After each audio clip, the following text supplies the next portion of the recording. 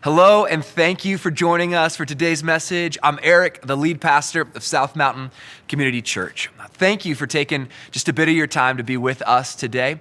We exist for one reason, and that's to help as many people as possible take their next step towards becoming fully devoted and fully delighted followers of Jesus Christ. And I know that for so many people, church and even religion can be messy and oh so complicated, but it doesn't have to be that way.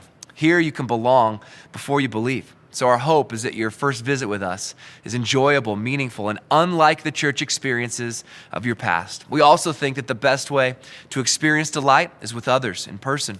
So SMCC is about more than just a Sunday sermon. We have 5 locations for you to choose from where you can connect with people in authentic community.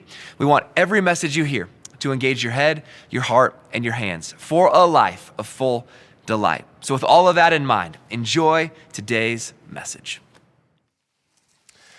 All right. Well, for those of you I haven't met, my name's Trevor. I serve as one of the pastors here at SMCC. Just want to say thanks for joining us this Sunday. And I would like to get started with a question that is not exactly an easy question to settle, but I'd like us to consider it together anyways. And the question is this: what does it mean to be human?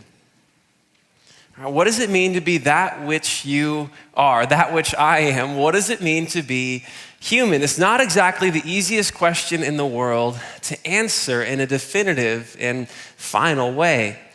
And so what I did in preparation ahead of time is just did a little bit of research culturally to see what some of the broad answers to the question are. And so the first thing that popped up in my Google search was an article from the BBC that had this particular question in it. And so I was like, this is great. I'll find an article that has an answer. Hopefully it's compelling and interesting. And actually, I feel like I got catfished in a sense. It wasn't even an article. It was an ad for a documentary that was celebrating humanity, but never actually answering what it means to be human. And so I skipped across the pond digitally over to the New York Times. That was the next article that popped up in my Google search. And I thought maybe here will be something good, something helpful.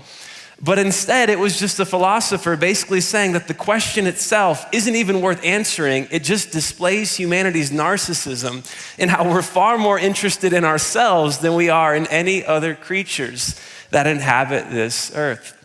And so that wasn't super helpful either. And so I turned to, my final option, the final place that anybody turns to when you're trying to draw upon the collective wisdom of the internet. I went to ChatGPT and just typed in my question there. And this is what I got. Basically, ChatGPT said there is no one answer, but in the meantime, here are 11. And so biological characteristics, consciousness, language and communication, culture and society, all kinds of different things that actually are pretty fascinating. But there was one absence from the list. Even when you include the BBC and the New York Times, there was one kind of glaring omission from the list that I found to be particularly striking. And it's that at no point is there any mention of God. And I find that interesting because you could say, at least in my own experience, humans seem to be the only physical creature that have any interest in a being that we often call God. And yet so many of us are curious about, are interested in, are passionate about, or possess some, or have at some time possessed some belief in a being that we attach this name to. And yet at no point does that make it into the description of what it means to be human. But I think it's significant even beyond that. If I was to take it a step further, I would say that this is why the omission is striking to me, because your understanding of God shapes your understanding of what it means to be human, that these ideas are connected in ways that are significant, even regardless of what exactly you believe about God. And so I think it's more obvious in the religious sense of how these ideas are connected. For example, if you grew up within religion, you were probably given a certain understanding of God, what God's nature is, and that played into your understanding of what it meant to be human. Maybe you were even taught that at one point God was like you. And so if you do what God says to do and avoid what God says to avoid, then that means at some point you can become like God, right? That is a religious understanding of God that shapes an understanding of what it means to be human. And I think it's not always super evident in how an irreligious understanding of God can play into it, but I think it does in just as significant of a way. For example, part of what it means to be human is to possess these different desires for meaning and value and purpose and identity. Even ChatGPT, I think it's number 9. You'll see that if you check it on your notes, it talks about self-identity and purpose being part of what it means to be human, that we have these desires. And if God either doesn't exist or is at the very least so distant and muddled and unclear and unconcerned about a relationship with us, that means that these desires will not be fulfilled in a relationship with God. And so the burden for fulfilling them actually comes back to us, that we bear the ultimate weight, the ultimate responsibility of crafting a life that is good enough, that is worthy enough, that we feel satisfied in terms of our desires for identity and worth and value and purpose. And so even an irreligious perspective of God shapes an understanding of humanity that bears a very significant burden. But the truth is, we could kind of go back and forth all day and all afternoon about what different answers and what different responses to the question are of what it means to be human. But ultimately, here's the tension surrounding it. Whatever we think a human should be, we will aim for with our lives.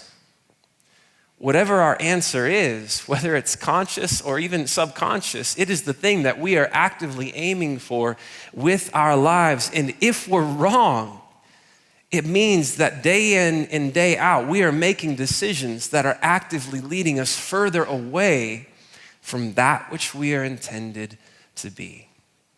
And in doing so, you can bet that there is a high likelihood that we will make decisions at some point that will put a whole lot of mess in our lives, in our relationships, and perhaps even in the lives of those around us. And so it matters that our answer to the question is true.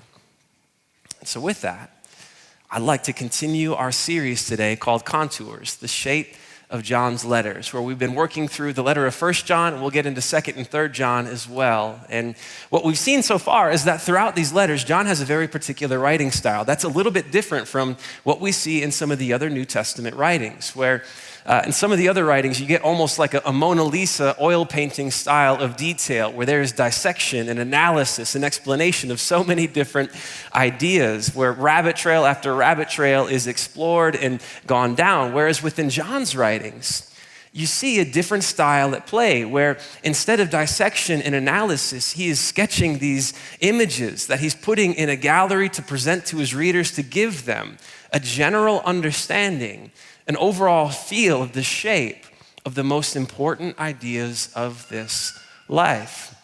And so we've seen him already talk about salvation being fellowship or intimacy or a depth of relationship with God. We've seen him sketch the shape of the Christian life and the most important features within it. Now today, as we move forward in the letter, what we'll see is that the image or the sketch that John presents is his answer to the question of what does it mean to be human. And so with that, I'd like to jump into the passage and unpack that together now. So John chapter 2, verse 28 is where we'll pick it up. Verse 28, and now, dear children, continue in him, in Jesus, so that when he appears, we may be confident and unashamed before him at his coming. And I want to be clear that in the context of everything that John has said, we can know that he's not saying continue in him in the sense of continue to strive to be perfect so that when Jesus comes back, you can be confident and unashamed because you are perfect. Because he's already talked about the imperfections and the missteps and how we continue to struggle with things. He's already addressed that at this point in the letter several times. So what he means is continue in him by continuing to place trust in his perfection, in Jesus' righteousness, so that at his return, you can be confident and unashamed, not because you are perfect, but because he is, and you've placed your trust in him. And so he lays that out first, and then he begins to spell out some things that happen on the other side of placing trust in Jesus like that. And this is what he says, verse 29. If you know that he is righteous, you know that everyone who does what is right has been born of him. Born of him, speaking to this spiritual reality. He goes on to say, see what great love the Father, the first person of the Trinity, has lavished on us, that we should be called children of God. And that is what we are, that this is a reality that is real and concrete, that we are children of God. He goes on to say, the reason the world does not know us is that it did not know him. Dear friends, now we are children of God, and what we will be has not yet been made known. But we know that when Christ appears, we shall be like him, for we shall see him as he is. And all who have this hope in him purify themselves just as he is pure. So John, he opens up at first by encouraging them to continue to place their trust in Jesus. And then he begins to spell out some of the spiritual realities of what takes place on the other side of a relationship with Jesus. He talks about being born of him and becoming children of God. And really what he's getting into unpacking is this idea that theologians refer to as regeneration. Regeneration, which is the idea that when we place trust in Jesus, we are born into a newness of life spiritually, brought from spiritual death to spiritual life, adopted into the family of God where he is our Father and we are his children. And John is saying that this is a reality that is concrete and actual, and you can see it at play in a person's life and how their life changes on the other side of this relationship. In a way, he's kind of leaning into the age-old adage of the apple doesn't fall far from the tree, but he's saying you've been born as a brand new apple from a brand new tree, one that is marked first and foremost by love. And so he establishes that first, and then he begins to move into some of his contrasts. And this is where he goes next, verse 4. He says, everyone who sins breaks the law. In fact, sin is lawlessness. But you know that Jesus appeared so that he might take away our sins. And in him is no sin, right? Jesus lived the perfect sinless life and then died on the cross, taking the penalty for our sins upon himself. John goes on to say here in verse 6, no one who lives in him keeps on sinning. Strong language. He goes on to say, no one who continues to sin has either seen him or known him. Verse 7, dear children, do not let anyone lead you astray. The one who does what is right is righteous, just as he is righteous. The one who does what is sinful is of the devil, because the devil has been sinning from the beginning. He's beginning to set up this contrast. The reason the Son of God appeared, Jesus appeared, was to destroy the devil's work. No one who is born of God will continue to sin. That same point he made back in verse 6, because God's seed remains in them. They cannot go on sinning because they have been born of God. This reality brings about this change within their lives. He says, this is how we know who the children of God are and who the children of the devil are. Anyone who does not do what is right is not God's child, nor is anyone who does not love their brother and sister. So again, John uses, as he has throughout the entire letter, some language within this passage that is sharp, that is strong, that is very contrasting in nature. And for example, in verses 6 and 9, he makes essentially the same claim, that anyone who is in Jesus or who's been born of God cannot continue to sin. And you could ask the question, is he saying that Jesus is basically a clean slate? Right, that you place trust in him and you're kind of brought from guilt to innocence, moral perfection, the slate is clean. And then at that point, it's up to you, that you've got to make sure that thing stays clean, that you don't misstep, that you don't make another mistake. Is that what John is saying? And I think, again, the evident and clear answer is no. Because if that was the case, every single one of us is out of the game from the word go. Because we all continue to struggle with sin. We all continue to have that difficulty within our lives. And so that's not what John is saying, but instead the idea he's trying to unpack is that habitual sin is not part of the shape of the Christian life. Habitual, ongoing, continual sin is not part of the shape of the Christian life. Now, it's been said before that if sin isn't fun, it's because you're not doing it right. And in a way, I think John is leaning into that idea here, where he's basically saying that sin doesn't continue to be fun for a Christian because on the other side of being brought into a relationship with Jesus, it becomes all that much more clear and apparent how sin actually detracts from your life, how it robs you of your peace, how it steals you from your joy, how it takes away from your life rather than adding to it, how something that can seem fun and pleasurable in the moment is something that can actually lead to ruin in the end. How it can lead to the end of a friendship, how it can lead to the loss of a job, how it can lead to financial ruin, how it can lead to the end of a marriage, how it can lead to the end of so many things, how something that can seem good or fun or pleasurable in the moment ultimately will lead you to a place of ruin and misery.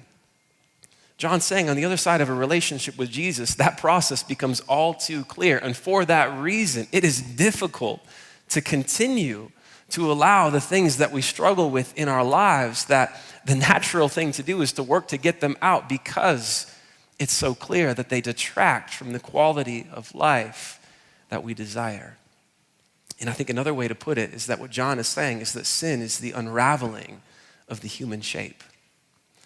That sin is the unraveling of the human shape. That sin actually detracts and distorts and takes us away from that which we are intended to be.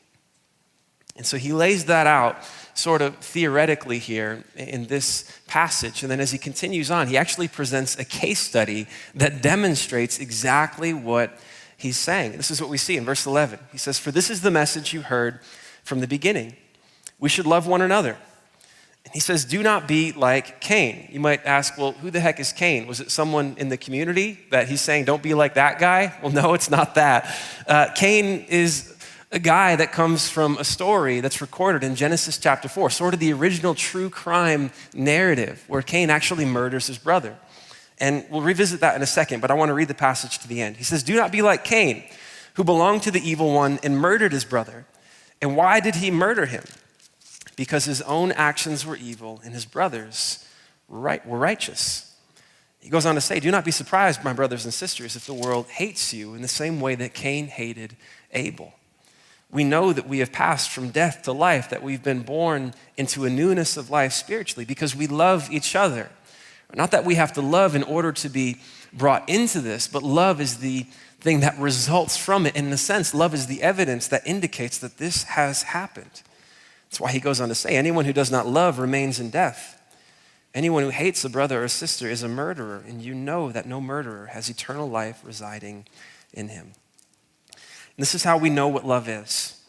Right, again, he's drawing this contrast between hatred and love. And within this passage, he goes on to really sketch another image. This is how we even know what love is in the first place. And he points directly to Jesus.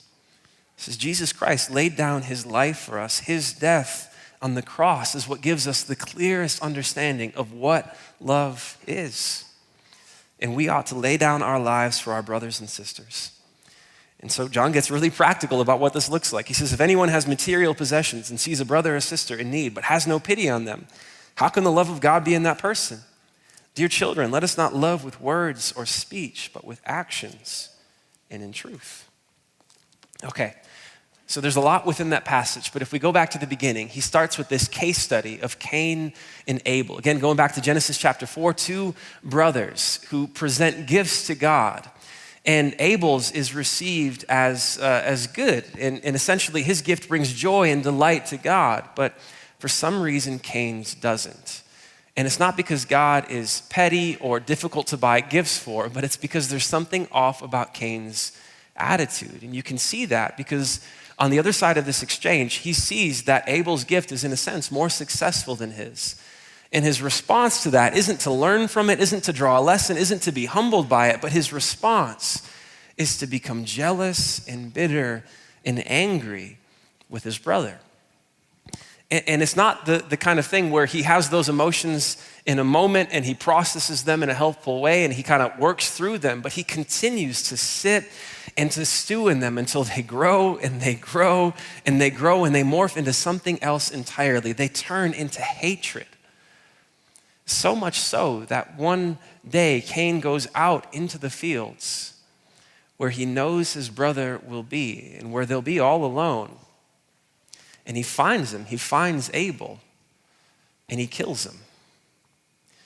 He murders his own brother, his own flesh and blood. The word actually that John uses to describe this is translated murder. You could also translate it butcher. He butchers his own brother because he hates him that much.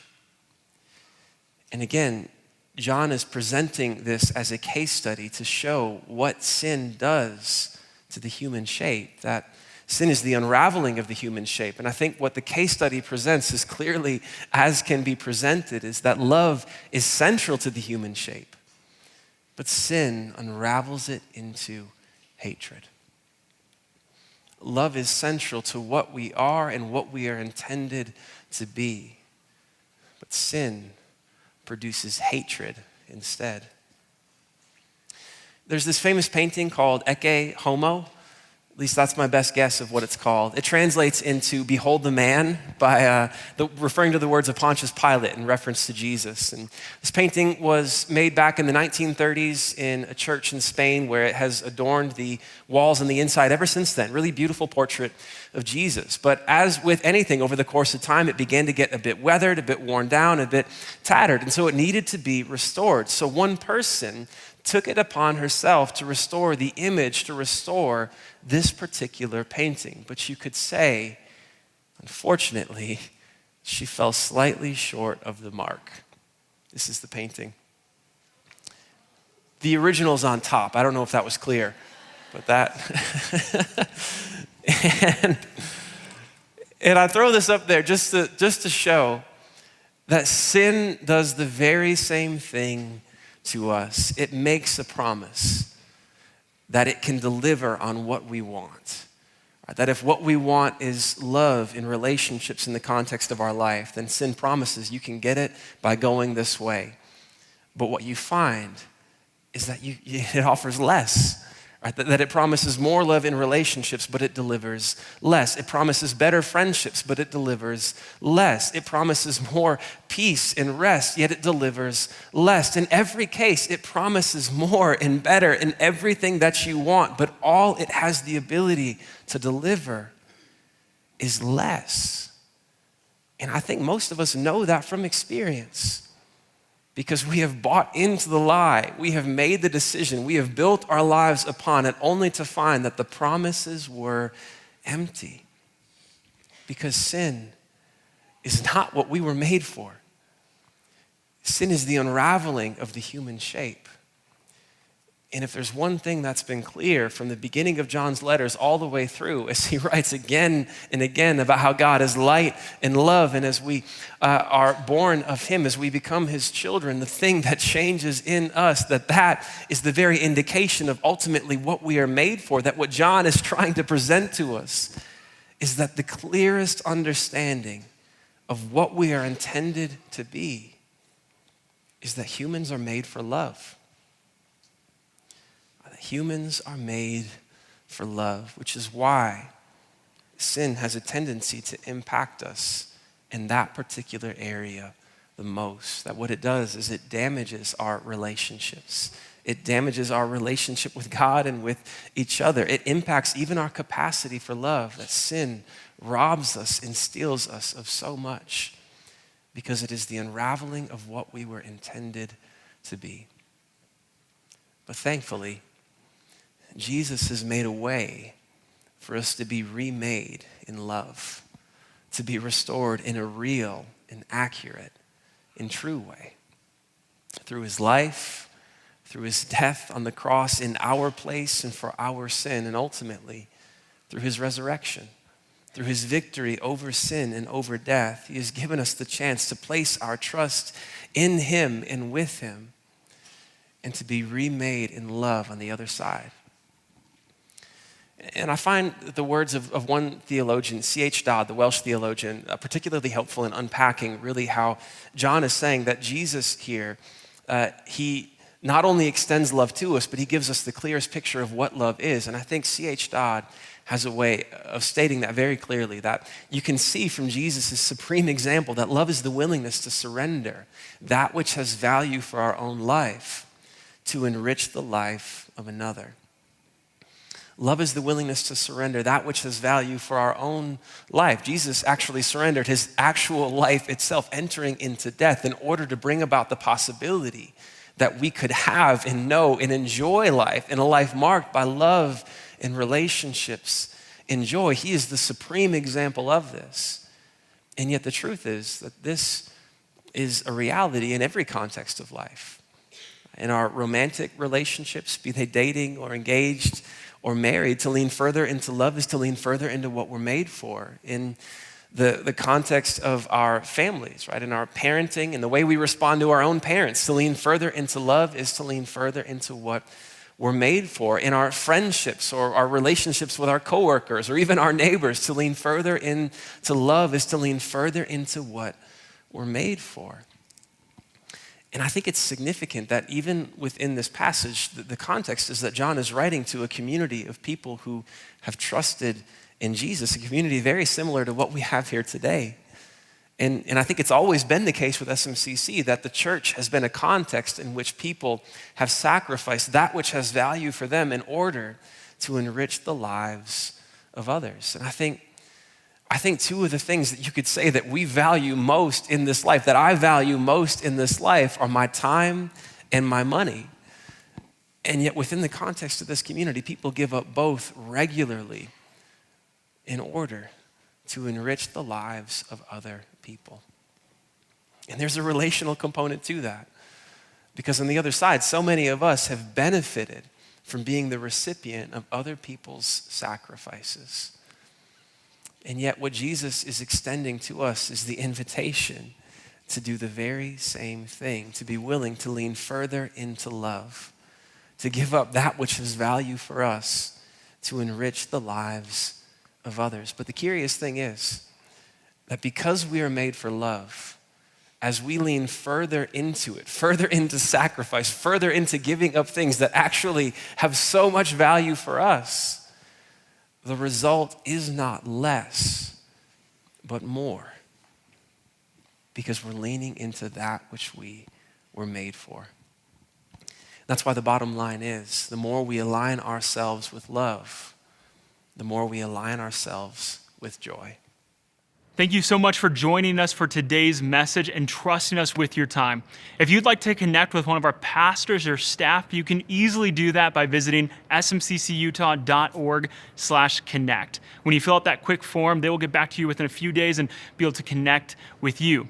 As well, if you'd like to know more about taking a next step at SMCC, you can easily look at what next steps we have by visiting smccutah.org/next steps. And lastly, if you found today's message both hopeful and helpful, I would encourage you to do maybe one of two things. First, you can share this message with someone that would find it helpful. And you can also choose to partner with us financially so that more people can see messages like this. You can find more information on what that looks like by visiting smccutah.org/give.